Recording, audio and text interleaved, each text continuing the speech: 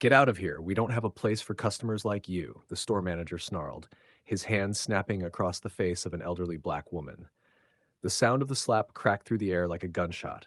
Shoppers froze mid-step, their carts rattling to stillness, bags clutched in trembling hands. A child began to cry.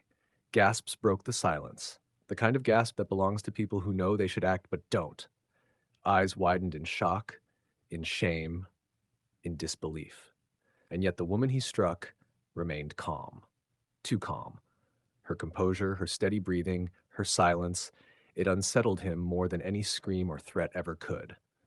Her name was Deborah Christopher, 75 years old. To the crowd, she was just another elderly customer. But her story carried more weight than any of them could imagine. Decades earlier, Deborah had led emergency medical teams into some of the world's darkest places. She had walked through rubble with bombs still falling, carried children out of burning buildings, treated soldiers under the scream of sirens, stitched wounds with trembling hands under flashlights when the power went out. She knew the sound of real chaos, the weight of bodies, the sting of sandstorms against her face, the smell of smoke seared into her lungs. She had spent years watching people hesitate when it was time to do the right thing. And now, in this brightly lit suburban store, with the faint sting of bleach rising from the tiles, she felt that same ache in her chest. Her palm warmed where the slap had landed. The manager's arrogance hung heavy in the air. His assistants crossed their arms and stood by, smug and complicit, their silence louder than his cruelty. Shoppers shifted nervously, their feet scraping on tile, shame keeping them rooted in place.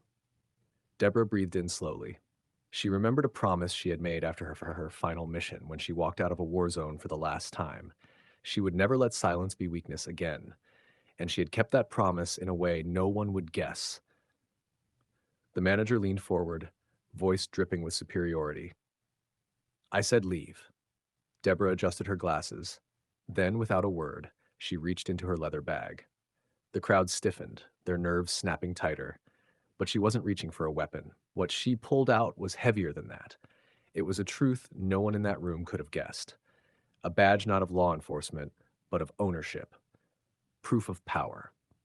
For 2 decades, Deborah had quietly built healthcare centers across the state. She had healed entire communities, invested wisely, and turned compassion into influence. And 3 years ago, when this very chain of stores stood on the brink of bankruptcy, she purchased the entire company. Everyone in that building, the assistants, the cashiers, even the arrogant man who had just struck her, was working under her payroll. Deborah placed the sheet of paper on the counter. Her signature stood bold at the bottom. The manager's face drained of color as his eyes moved across the page. His mouth went dry. You own this place? He stammered. Deborah's gaze didn't flinch. Her voice came low, calm, but sharp enough to slice through the weight of the silence. Respect isn't a favor, it's a right. Before we continue, welcome to Voices Unchained. Please like this video, subscribe, and comment your location. We'd love to see how far these stories travel. The assistants who had stood proud and smug only moments earlier stepped back, their shame visible in the twitch of their shoulders. Customers straightened in their places, awe rising where hesitation had lived. The tension shifted. Deborah calmly lifted her phone, dialed the regional HR director, and set it on speaker for all to hear. Effective immediately, she said, her tone steady, deliberate, unstoppable. The current management team is relieved of duty. Security will escort them out. Employees who remain silent out of fear, you keep your jobs. Training begins tomorrow. Her words weren't shouted. They didn't need to be. Authority filled every syllable. Security entered swiftly. The manager sputtered, voice rising in desperation. You can't do this. You can't. But his badge was ripped from his chest. His voice was drowned out by the sound of his own downfall. His assistants followed, their once smug faces twisted into disbelief. The silence broke. A sigh, soft but real, rose from the employees. From behind the counter, a young cashier whispered, her voice trembling but filled with relief. You saved us. Deborah turned to the crowd. Her cheek was still red, faintly stinging from the slap pat, but her spirit towered higher than the walls around her. She spoke simply.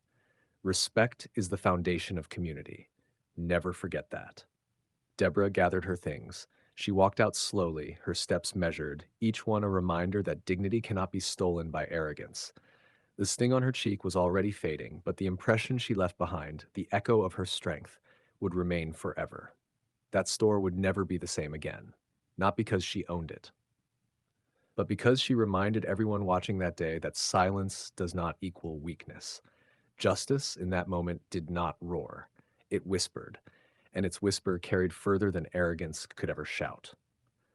If this story moved you, don't forget to subscribe to Voices Unchained.